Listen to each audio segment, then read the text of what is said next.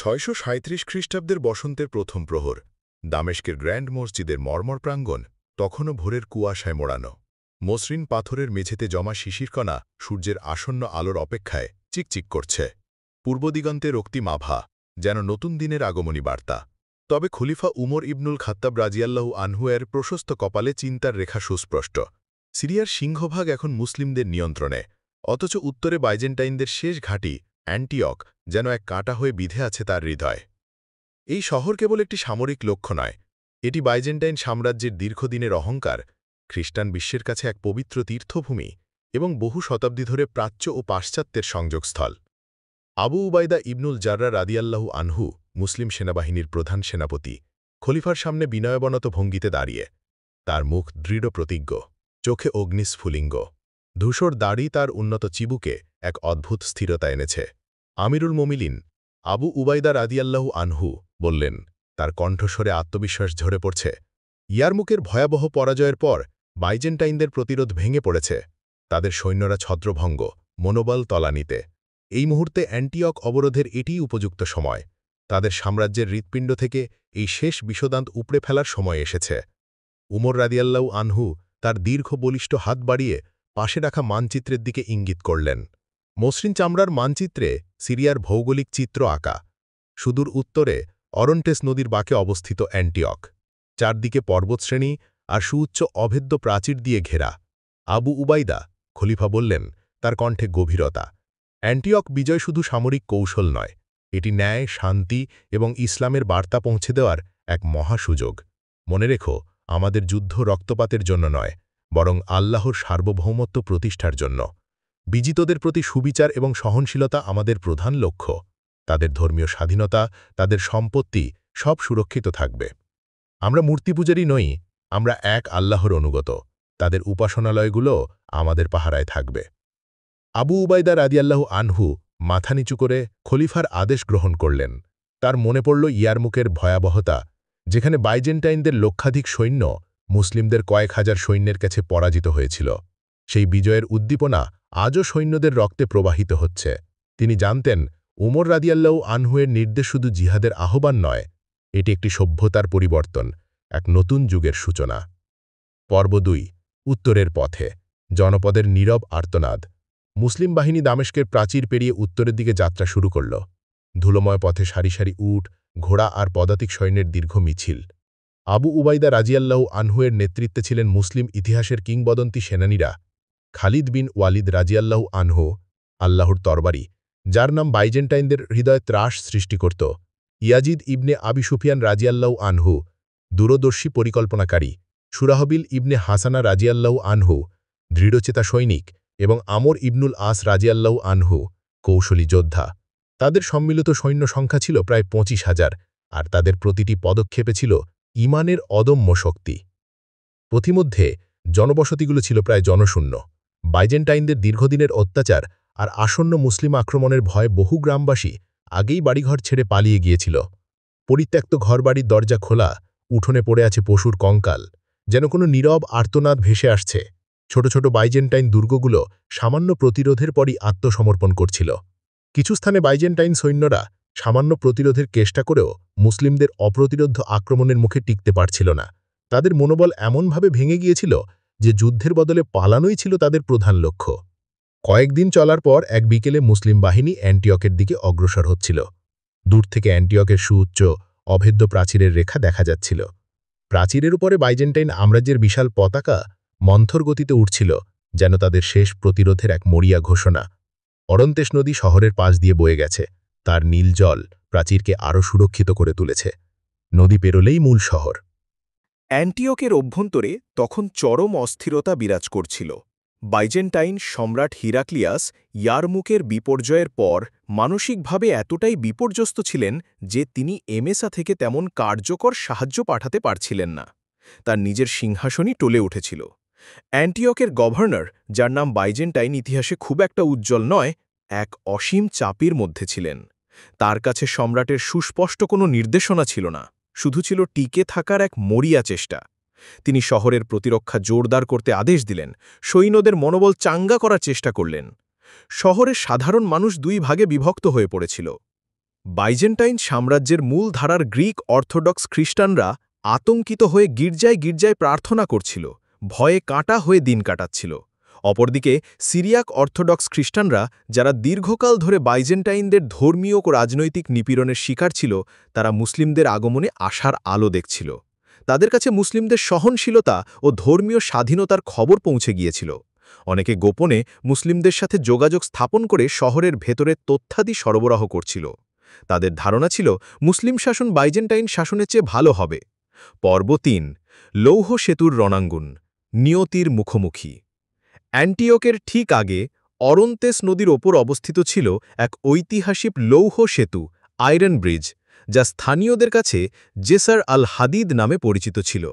এই সেতু ছিল অ্যান্টিওকে প্রবেশের একমাত্র গুরুত্বপূর্ণ পথ। বাইজেন্টাইনরা এই সেতুকে তাদের শেষ প্রতিরোধের প্রথম রেখা হিসেবে ব্যবহার করতে চেয়েছিল। সেনাপতি সিজারের নেতৃত্বে এক বিশাল বাইজেন্টাইন বাহিনী এই সেতুর ওপর অবস্থান নিয়েছিল। সিজার ছিলেন এক অভিজ্ঞ যোদ্ধা, যার খ্যাতি দূর দূরান্ত পর্যন্ত বিস্তৃত ছিল। তার চোখে ছিল বাইজেন্টাইনদের দীর্ঘদিনের গৌরব ধরে রাখার শেষ চেষ্টা। মুসলিম বাহিনীর অগ্রবর্তী দল, যার নেতৃত্বে ছিলেন স্বয়ং খালিদ বিন ওয়ালিদ রাদিয়াল্লাহু আনহু, ভোরের প্রথম আলোতে সেতুর কাছে পৌঁছাল। বাইজেন্টাইনরা প্রস্তুত ছিল। তাদের হাতে ছিল তীর, বর্শা আর সুদীর্ঘ ঢাল। সেতুর দুপাশে পাথর আর গাছের গুড়ি ফেলে ব্যারিকেড তৈরি করা হয়েছিল। যুদ্ধ শুরু হল। বাইজেন্টাইনরা সেতুর ওপর থেকে তীরের বৃষ্টি বর্ষণ করছিল। প্রতিটি তীর যেন মৃত্যুর দূত।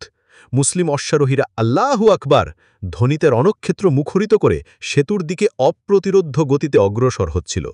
খালিদ রাদিয়াল্লাহু আনহু তার বিখ্যাত রণকৌশল হিজামা কাছি হামলা ব্যবহার করলেন। তিনি তার অশ্বারোহী বাহিনীকে দুটি ভাগে বিভক্ত করলেন। একদল সরাসরি সেতু আক্রমণ করল, তাদের কাজ ছিল বাইজেন্টাইনদের মনোযোগ আকর্ষণ করা। অন্য দল খালিদ রাদিয়াল্লাহু আনহু এর নিজস্ব নেতৃত্বে দ্রুতগতিতে অরন্তেস নদী পার হয়ে বাইজেন্টাইনদের ডান ও বাম পার্শ্বদেশ আক্রমণ করল। নদীর স্রোত প্রবল ছিল, কিন্তু মুসলিম অশ্বারোহীরা তাদের ঈমান আর সূর্যে বলিয়ান হয়ে নির্ভয়ে জলরাশি অতিক্রম করল। বাইজেন্টাইনরা দুই দিক থেকে অপ্রত্যাশিত আক্রমণের মুখে পড়ে দিশেহারা হয়ে গেল। সিজার তার সৈন্যদের সংগঠিত করার জন্য আপ্রাণ চেষ্টা করলেন। তার কণ্ঠে ছিল হতাশার সুর। কিন্তু মুসলিম অশ্বারোহীদের ক্ষিপ্রতা আর খালিদ রাদিয়াল্লাহু আনহুর অদম্য নেতৃত্ব তাদের সব প্রতিরোধ ভেঙে দিল। মুসলিম সৈন্যরা সারাশি আক্রমণের মাধ্যমে বাইজেন্টাইনদের ঘিরে ফেলল। বহু বাইজেন্টাইন সৈন্য নদীতে ঝাঁপিয়ে পড়ে পালানোর চেষ্টা করল, কিন্তু স্রোতের টানে অনেকেই তলিয়ে গেল। কেউ বা সেতুর ওপর পড়ে প্রাণ হারাল। তাদের রক্তে নদীর জল লাল হয়ে উঠল। শেষ পর্যন্ত সিজার তার অবশিষ্ট সৈন্য নিয়ে অ্যান্টিওকের প্রাচীরের দিকে পিছু হটতে বাধ্য হলেন। তারা প্রায় বিধ্বস্ত হয়ে প্রাচীরের ভেতরে আশ্রয় নিল। মুসলিমরা লৌহ সেতু দখল করে নিল। এই যুদ্ধে বাইজেন্টাইনদের পরাজয় ছিল তাদের মনোবলের উপর শেষ আঘাত। তারা বুঝতে পারল মুসলিমদের ঠেকানো অসম্ভব। তাদের মনে বাইজেন্টাইন সাম্রাজ্যের গৌরব যেন ম্লান হয়ে গিয়েছিল। পর্ব ৪, অ্যান্টিওকের নিশ্ছিদ্র অবরোধ, ধৈর্যের চরম পরীক্ষা। লৌহ সেতুর বিজয়ের পর মুসলিম বাহিনী অ্যান্টিওকের সুউচ্চ প্রাচীর ঘিরে ফেলল। শহরের প্রাচীর এতটাই মজবুত ছিল যে সরাসরি আক্রমণ ছিল আত্মহত্যার শামিল। আবু উবাইদা রাদিয়াল্লাহু আনহু দীর্ঘ অবরোধের সিদ্ধান্ত নিলেন। তিনি জানতেন শহরের ভেতরে সরবরাহ সীমিত এবং সময়ের সাথে সাথে বাইজেন্টাইনদের প্রতিরোধ ভেঙে পড়বে। এটি ছিল ধৈর্যের এক চরম পরীক্ষা। মুসলিম সেনারা শহরের চারপাশে কৌশলগত অবস্থানে তাদের শিবির স্থাপন করল। প্রতিটি গেট, প্রতিটি দুর্গ পর্যবেক্ষণ করা হচ্ছিল। তারা প্রাচীরের ওপর নজর রাখল এবং কোনো দুর্বল স্থান খুঁজে বের করার চেষ্টা করল। আবু উবাইদা রাদিয়াল্লাহু আনহু প্রতিদিন সকালে খালিদ রাদিয়াল্লাহু আনহু এবং অন্যান্য সেনাপতিদের সাথে পরামর্শ করতেন। তারা প্রাচীরের দুর্বলতা, বাইজেন্টাইনদের গতিবিধি এবং শহরের ভেতরের অবস্থার ওপর গোয়েন্দা তথ্য বিশ্লেষণ করতেন। শহরের আশেপাশের উচ্চভূমিগুলোতে প্রহরী পোস্ট স্থাপন করা হয়েছিল, যাতে শহরের ভেতরে বা বাইরে কোনো গতিবিধি তাদের চোখ এড়িয়ে না যায়। অ্যান্টিওকের অভ্যন্তরে গভর্নর এবং তার সৈন্যদের ওপর চাপ বাড়তে শুরু করল। খাদ্য এবং পানীয়ের সরবরাহ কমছিল। শহরের মানুষ আতঙ্কিত হয়ে উঠছিল। রোগব্যাধি দেখা দিতে শুরু করল, কারণ অবরোধের কারণে স্বাস্থ্য ব্যবস্থা ভেঙে পড়েছিল এবং মৃতদেহ সরাতে না পারায় পরিবেশ দূষিত হচ্ছিল। বাইজেন্টাইন সৈন্যরা মরিয়া হয়ে মাঝে মাঝে পাল্টা আক্রমণ চালাচ্ছিল। রাতের আঁধারে অতর্কিত হামলার চেষ্টা করছিল, কিন্তু মুসলিমদের সতর্ক পাহারার কারণে তারা বারবার ব্যর্থ হচ্ছিল। প্রতিটি ব্যর্থ আক্রমণ তাদের মনোবলকে আরও দুর্বল করে দিচ্ছিল। তাদের চোখে মুখে ছিল ক্লান্তির ছাপ, মুখে ছিল হতাশার কালো মেঘ। মুসলিমরা শুধু সামরিক চাপই দিচ্ছিল না, তারা মনস্তাত্ত্বিক যুদ্ধও চালাচ্ছিল। তীরন্দাজরা প্রাচীরের ওপর দিয়ে বার্তা লেখা তীর নিক্ষেপ করছিল, যেখানে মুসলিমদের প্রতিশ্রুত ন্যায়, শান্তি এবং ধর্মীয় স্বাধীনতার কথা লেখা ছিল। আমরা তোমাদের সম্পদ ছিনিয়ে নিতে আসিনি, তোমাদের ধর্ম পরিবর্তন করতে আসিনি, আমরা এসেছি শান্তি প্রতিষ্ঠা করতে। এমন বার্তায় অনেক সিরিয়া খ্রিস্টান মুসলিমদের প্রতি সহানুভূতিশীল হয়ে উঠছিল। কিছু স্থানীয় খ্রিস্টান পাদ্রী গোপনে মুসলিমদের সাথে যোগাযোগ করে শহরের ভেতরের তথ্যাদি সরবরাহ করছিল, যা মুসলিমদের কৌশল নির্ধারণে সাহায্য করছিল। তারা জানত যে মুসলিম শাসন তাদের জন্য এক নতুন দিনের সূচনা করতে পারে। পর্ব ৫। প্রাচীরের বুকে ফাটল। ভাগ্যের বাঁক। অবরোধের দীর্ঘ সময় পেরিয়ে গেল। দিন, সপ্তাহ, মাস, প্রতিটি মুহূর্ত ছিল ধৈর্যের পরীক্ষা। কিন্তু মুসলিমরা তাদের সিদ্ধান্তে অটল ছিল। তারা জানত যত সময় যাবে তত শহরের প্রতিরোধ দুর্বল হবে। বাইজেন্টাইন সৈন্যদের মধ্যে বিদ্রোহের গুঞ্জন শুরু হয়েছিল। অনেকে খাবার এবং জলের অভাবে অসুস্থ হয়ে পড়ছিল। এক গভীর অন্ধকার রাতে, যখন আকাশ মেঘে ঢাকা এবং বাতাসের গতি তীব্র, মুসলিম বাহিনীর একদল দুঃসাহসী সৈনিক প্রাচীরের একটি অংশে ফাটল খুঁজে পেল। সম্ভবত বহু পুরনো ভূমিকম্পে প্রাচীরের এই অংশটি দুর্বল হয়ে পড়েছিল এবং বাইজেন্টাইনরা সেটি পুরোপুরি মেরামত করতে পারেনি। এই সৈনিকদের নেতৃত্বে ছিলেন এক তরুণ, যার নাম ইতিহাসে তেমনভাবে উল্লেখিত না হলেও তার সাহস ছিল অসামান্য। তিনি ছিলেন এক সাধারণ মুসলিম সৈনিক, কিন্তু তার চোখে ছিল অদম্য সাহস আর ঈমানের দৃঢ়তা। তারা খুব সতর্কতার সাথে প্রাচীরের ওপর আরোহণ করতে শুরু করল। তাদের তরবারির ধারালো অগ্রভাগ এবং ঢালগুলো সহায়ক হিসেবে কাজ করছিল। প্রতিটি পদক্ষেপ ছিল সতর্ক, প্রতিটি শ্বাস ছিল গভীর। তারা প্রাচীরের ওপর উঠে বাইজেন্টাইন প্রহরীদের চোখে ধুলো দিতে সক্ষম হল। প্রহরীরা ক্লান্ত ছিল, তাদের মনোযোগ ছিল অন্যত্র। তাদের লক্ষ্য ছিল শহরের মূল ফটকে পৌঁছানো এবং ভেতর থেকে তা উন্মুক্ত করে দেওয়া। মূল ফটকে পৌঁছানোর পর তারা দেখল ফটকের বিশাল কাঠের কপাটে মজবুত তালা লাগানো। সৈনিকরা তাদের সাথে আনা সরঞ্জাম ব্যবহার করে তালাগুলো ভাঙতে শুরু করল। লোহা আর কাঠের ঘর্ষণে সামান্য শব্দ যেন তাদের জন্য বিপদ ডেকে আনতে পারত। তাদের হাতে ঘাম ছিল, হৃৎপিণ্ড দ্রুত স্পন্দিত হচ্ছিল, কিন্তু তাদের ঈমানী শক্তি তাদের সাহস জুগিয়েছিল। তাদের প্রতিটি নড়াচড়া ছিল নিপুণ, যেন তারা প্রকৃতির অংশ। শেষ পর্যন্ত বহু চেষ্টার পর তারা তালাগুলো ভাঙতে সক্ষম হল। বিশাল ফটকটি ধীরে ধীরে উন্মুক্ত হল, এক কর্কশ শব্দ করে। বাইরের বাতাস আর ভেতরের বাতাস একাকার হয়ে গেল। এটি ছিল বিজয়ের প্রতীক। পর্ব ৬। অ্যান্টিওকের নতুন সূর্যোদয়, শান্তির বার্তা। ভোরের প্রথম আলো তখনও পুরোপুরি ফোটেনি, কিন্তু উন্মুক্ত ফটক দিয়ে মুসলিম বাহিনী আল্লাহু আকবার ধ্বনি দিয়ে অ্যান্টিওকে প্রবেশ করল। এই ধ্বনিতে রাতের নিস্তব্ধতা ভেঙে গেল এবং বাইজেন্টাইন সৈন্যরা আতঙ্কিত হয়ে ঘুম থেকে জেগে উঠল। শহরের ঘুম ভেঙে গেল এক নতুন দিনের আশায় অথবা ভয়ে। তারা প্রতিরোধের চেষ্টা করল, কিন্তু তাদের মনোবল আর শক্তি কোনোটাই অবশিষ্ট ছিল না। ঘুমন্ত অবস্থায় আক্রান্ত হয়ে তারা দ্রুত ছত্রভঙ্গ হয়ে গেল। বাইজেন্টাইন গভর্নর এবং সেনাপতি সিজার, যারা শেষ পর্যন্ত টিকে ছিলেন, তারা দ্রুত শহর থেকে পালিয়ে গেলেন। তারা অরন্তেজ নদী পার হয়ে সিরিয়ার পাহাড়ের দিকে ছুটলেন। তাদের পেছনে পড়ে রইল বাইজেন্টাইনদের এক সময়ের গৌরবময় শহর। তাদের চোখে ছিল পরাজয়ের গ্লানি। অ্যান্টিওক বিজিত হল। আবু উবাইদা রাদিয়াল্লাহ আনহু নগরীতে প্রবেশ করলেন। তার প্রথম নির্দেশ ছিল স্পষ্ট: কোনো গির্জা বা উপাসনালয়ের ক্ষতি করা যাবে না। সাধারণ নাগরিকদের জানমাল, সম্মান এবং ধর্মীয় স্বাধীনতা নিশ্চিত করতে হবে। যারা আত্মসমর্পণ করবে তাদের প্রতি ন্যায় ও করুণা প্রদর্শন করা হবে। তার কণ্ঠস্বর ছিল শান্ত কিন্তু দৃঢ়, যেন তিনি শুধু একজন বিজেতা নন, একজন অভিভাবক। তার সৈন্যরা এই আদেশ অক্ষরে অক্ষরে পালন করল। তারা লুটপাট করল না, কাউকে হয়রানি করল না। এটি ছিল ইসলামের বিজয়ের অন্যতম বৈশিষ্ট্য: বিজিত জনগণের প্রতি সহনশীলতা ও ন্যায়বিচার। স্থানীয় সিরিয়াক খ্রিস্টানরা মুসলিমদের এই উদারতায় বিস্মিত হল। বাইজেন্টাইন শাসনের অধীনে তারা যে নিপীড়নের শিকার হয়েছিল, তার বিপরীতে মুসলিমদের এই আচরণ ছিল যেন এক শীতল পরশ।